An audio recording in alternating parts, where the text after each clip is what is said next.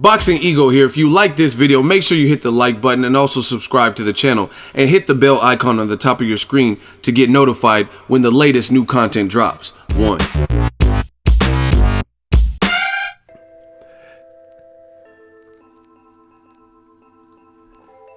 Eddie Hearn says that Wilder Fury is not ordered by the WBC and the Joshua fight could still happen in April. Stay tuned. What up, Fight World? It's your boy Ego, and I'm back with some more boxing. Make sure you smash the like button. Also subscribe to the channel for the latest and greatest in boxing. If you want to become part of the gang notification gang, please hit the bell icon. Shout out to the super chats, channel donations, the Venmo donations, and the Patreon family. We working. Big up to the new channel members. You know, the Patreon, I revamped it. Make sure you guys subscribe, signed up, you know, all that good stuff. 2019 is lit. Eddie Hearn is back at it again. He did an interview with Sky Sports. I'm going to read some quotes and give my thoughts. So I did a video and the WBC basically announced that they're sanctioning a rematch, an immediate rematch between Deontay Wilder and Tyson Fury. Now, Eddie Hearn, I did my video and I gave my thoughts and I said it looks like the Joshua fight won't happen next, you know, and it looks like we're going to get an immediate rematch, right? Since that point, Deontay Wilder has been on some, you know, TV shows and stuff like that, made a couple posts kind of hinting at it. And Tyson Fury, the same. He's been on social media. He was on the treadmill, did a quick video. I posted that. And Tyson Fury also was saying that he's keeping his weight down, training for a Wilder rematch, right? Out of nowhere, Eddie Hearn comes out and does his 2 cents with Sky Sports. This is what he said. He says, "No, I think the wording was everything in that one. Sanctioned, not ordered. I think what they're saying is they would approve the rematch. Dominic Brazil is the mandatory, who is supposed to fight the winner. So what they're saying is that they would allow the rematch. As far as I see, they haven't ordered it. We'll see. I don't think it really changes much. If Deontay Wilder wants to fight Tyson Fury, he'll fight Fury. If he wants to be undisputed, he'll fight Anthony Joshua. It, you know, being the unification, can trump anything. I don't know how much that means to Deontay Wilder. It means everything to us, means everything to Joshua, but the rematch is a big fight." He says, the AJ versus Wilder fight is a huge fight. AJ versus Fury is a huge fight. AJ against Dillian White is a big fight. Dillian White is fighting Chisora on December 22nd. So we'll see what happens in that one, and anything can happen. Last time we were all talking too much. We've made a decision that there will be no talk on this one. End quote. Listen, this sounds like more of what we've been getting from Team Joshua. You know, we just got to keep it a buck. And Eddie Hearn, back to his tricks, you know. Let me unpack this. He says last time we were all talking too much. No, last time you were talking too much. You know, most of what I seen from Team Wilder was really responses to stuff from Team Joshua, namely Eddie Hearn, because, you know, Anthony Joshua wasn't doing all too many interviews. You know, it was Eddie Hearn who was saying this, that, and the third. And, you know, then Shelly Finkel or JD's or Wilder would react and respond to what mostly, for the most part, came from Team Joshua and Eddie Hearn, you know. But whatever. That's true. Most business in boxing, the business deals that get done are the quiet ones, you know, where it's not negotiated in the public. So that's a good thing, you know. But let's unpack the worst parts of what he said to me. He says, if Wilder wants to fight Tyson Fury, he'll fight Tyson Fury. If he wants to be undisputed, he'll fight Anthony Joshua. A unification can trump anything. So a unification can trump anything. However, when you negotiated with Deontay Wilder earlier this month, or actually earlier this year, you kept saying all the mandatories that Joshua was and had to face. But now you're saying anything is trumped by a unification. So when you fought Alexander Povetkin and Team Wilder agreed to fight you in the UK, that you rejected the $50 million, you being Team Joshua, and then you sent him a bullshit flat rate offer of $17.5 million as an improved offer. They accepted it and said they had two small notes. You know, mysteriously, the WBA comes into play and says, guess what? Too late. You know, tell us you're fighting Povetkin and announce the fight. You have 24 hours. Otherwise, we're going to strip Joshua, allegedly. Right? It took weeks before we seen a press conference and the flyer and official announcement for Joshua versus Povetkin. Now, Eddie Hearn is once again trying to blame this on Wilder and saying that a unification can trump anything. So why didn't the unification trump the WBA? You know, why weren't they willing participants when the negotiations was taking slightly longer than people wanted? You know, there's still enough time to plan the fight, and you had already come this far, months of negotiations. Why have all of it failed? It's because Team Joshua wanted to fight Povetkin. They would rather get rid of that, sell out 70, 80,000 or whatever numbers that did, you know, and get the payday in a fight with the guy who's smaller than Wilder, who doesn't hit as hard as Wilder, had been more inactive than Wilder. It wasn't coming off of a stoppage over Luis Ortiz, because you have to keep in mind, this is before Wilder was outboxed in rounds by Tyson Fury. So they didn't have that to gauge. So, you know, the last recent performance was Wilder versus Luis Ortiz. You know, now all of a sudden Eddie Hearn's talking about how unifications can trump anything. Pretty ironic, because it should have trumped the Povetkin fight that no one wanted to see, right? Now, once again, he's trying to blame Wilder, and it's convenient. It's also convenient. Tyson Fury's talking about the rematch. Wilder said on a conference call that I was on, and I did a live stream, so a lot of you guys, Eagles Army, heard the conference call as it was, you know, as Wilder was saying it, because I did it live on the channel. He says, I want to fight Tyson Fury next. You know, we got to put this to rest. If there's doubts in people's mind, you know, fuck it. You know, let's run it back while it's still hot. Strike while the iron's hot. I'm ready. He said, as far as people, he didn't say Andre Ward, but, you know, Andre Ward was one of the people that says he don't think Wilder would run it back or want to run it back for whatever reason. And he said, I don't know why. He said he got knocked down twice in the fight and in the 12th. I don't see why people would think that I wouldn't want to run it back. I'm a champion. I just want to elevate the sport of boxing. Let's run it back. Now, all of a sudden, Team Joshua, once again, is getting bold and saying that, you know, oh, hey, Joshua wants this fight and this is all he wants. Now that you know that he's likely going to be tied up with Tyson Fury. It's very ironic. Plus, you got to listen to the quote.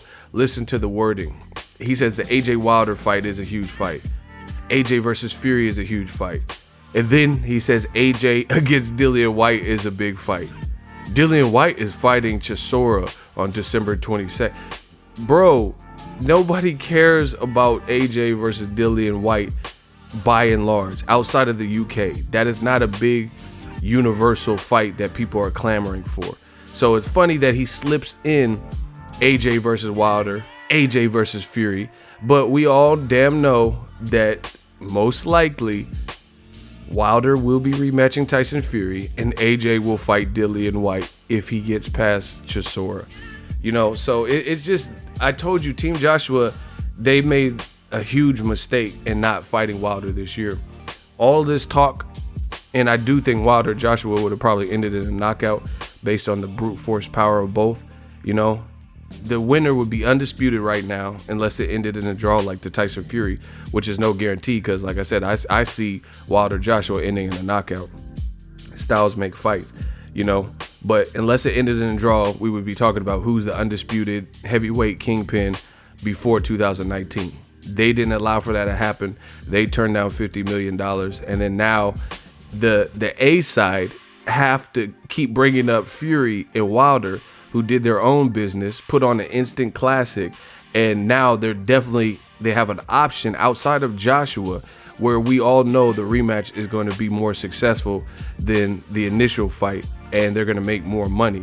So not only, that's why I said a draw was the best thing to happen to this, because the first fight was great and instant classic. It left some doubts in people's mind. Now they can run it back for even more money. And if Joshua's team was playing games, you know, they don't have to be worried about that, because this whole buildup, they never even talked about AJ versus Tyson Fury. They kept saying, hey, we try to meet with Wilder's people, but he told us no. They said no because they felt they got the runaround earlier this year. So they were focused on their opponent in front of them, which they should have been, because we seen that Tyson Fury came to box, and the fight came to pass, unlike what Eddie Hearn said. Eddie Hearn said this fight wasn't going to make it to the ring walk. He said Tyson Fury was going to find a way out. He was going to pull out. He had conversations just a mere few months before, and Tyson Fury says he wanted all these tune-ups, so no way would he fight a guy like Wilder. He also said Tyson Fury was going to get knocked out. This is like the complete backfire for Team Joshua. Said Tyson Fury is going to get knocked out. He virtually got knocked out, and then, to everyone's surprise, got back up, and then, put up a fight and threw some punches and landed, at least 2 good punches at the end of the round, where he was, in essence, knocked out, for a small time. So Tyson Fury defied all odds. Wilder had a great 2018 by fighting Luis Ortiz. His stock doesn't really drop like people said. I told people this, 2 knockdowns. That means Wilder, outside of that, from a scoring perspective, he only needed 2 more rounds. And I think he did well in the first 4 or 5 rounds. So, the draw was fair, like I always maintain. And now you have Team Joshua, they're out here looking crazy. And it's funny because now you have the A side, Joshua, who was gallivanting around boxing, talking about how they're the A side and how they have to overpay guys. And now you got Wilder and Fury, and they're about to make a lot of money, run it back, most likely. And they don't even have to worry about Joshua right now. So Eddie Hearn, I see what he's doing. What he's doing is he knows that these guys are likely tied up. We need to get some clarification, just like Canelo and Triple G. That would be like, let's say I was a middleweight and Canelo Triple G is super controversial, the first fight. And I earlier that year had failed negotiations because I didn't want to fight Canelo. And then when I know Canelo's going to run it back with Golovkin, now all of a sudden I'm trying to put my bid in like, yeah, I'll fight Canelo, knowing that the WBC just sanctioned. See, now, like I said, Eddie Hearn, I really feel like he's trying to play semantics. He's like, hey, they said they sanctioned it. They didn't order it. So what is the point? Why did the WBC make a formal announcement, which is on their website? I did a video about it, just to sanction an immediate rematch if they didn't have any plans of seeing that. Wilder is the WBC champion, and they have sanctioned it. So that leads me to believe that there's a strong inclination that they're going to try to put this together. Because why would the WBC sanction something as an immediate rematch that they didn't plan to happen? Beyond that, let's be real here. Eddie Hearn is talking about Dominic Breazeale. If Wilder didn't fight Tyson Fury, didn't fight Anthony Joshua, I highly doubt he would fight Dominic Breazeale next, because people would say, you ducked Fury. Why are you fighting Dominic Breazeale instead of giving an immediate rematch to Tyson Fury? And I don't think that's Wilder's temperament. I was on the phone call with him on the conference call, and he already told you that he wanted to rematch Tyson Fury. So basically, despite Eddie Hearn's failed attempt to try to make it look like Deontay Wilder or Tyson Fury is open, we know that 9 times out of 10, there's like a 90% chance that this rematch happens next, based on everything I've seen. Tyson Fury on the treadmill saying, I'm coming for you, Wilder, and shit like that. The WBC sanctioning, not ordering. Come on, man. Why did they sanction it? You think so? They just sanctioned it, and you think Wilder's gonna fight Dominic Breazeale? No, we know what's gonna happen, and we know is the likelihood is very strong that Wilder Fury run it back, to set the record straight, which leads AJ to fight Dillian Whyte. Once again, this is what's happening, and now Eddie Hearn is trying to already do damage control, take 2 guys who had a controversial fight, made a lot of money, gonna make even more money in the rematch, set the record straight, don't need AJ, and this is them clout chasing and or coming up with an excuse as to why AJ has to fight Dillian Whyte, which he doesn't. Dillian Whyte's not as mandatory, to my knowledge. He just fought Povetkin, and Kubrat Pulev, I think, is his other mandatory. So, unless something changed and they make Chisora Dillian Whyte an eliminator, I don't think his #1 mandatory has been called and they've said, hey, this is Dillian White's your #1 mandatory. I mean, how could they call him the mandatory when he has a fight coming up? You know? So I don't think it's been ordered that he is the #1. He could, see, people get this confused. You could be ranked in the #1 spot without the mandatory fight being ordered. Like Charlo. Jamal Charlo is at middleweight the highest ranked person. He is the #1 seed, you know, at middleweight. But the WBC hasn't ordered Canelo to fight against Charlo as of right now. That's the difference. So to my knowledge, no sanctioning body has ordered Dillian White to fight AJ. So why doesn't AJ, if Tyson Fury and Wilder are booked up, why not fight Luis King Kong Ortiz instead of a guy you've already knocked out a couple years ago? Once again, to me, you know, ego Stradamus, book it. This is Eddie Hearns doing damage control for when AJ fights Gerald Miller or Dillian White or, you know, maybe Klitschko. You know, basically 2 guys he beat, or Gerald Miller, who hasn't fought for a title and just fought some random guy from Romania, you know, and this is him justifying, hey, we really, just listen to what he's saying. He says if Wilder wants to fight Tyson Fury, he'll fight Fury. If he wants to be undisputed, he'll fight Joshua.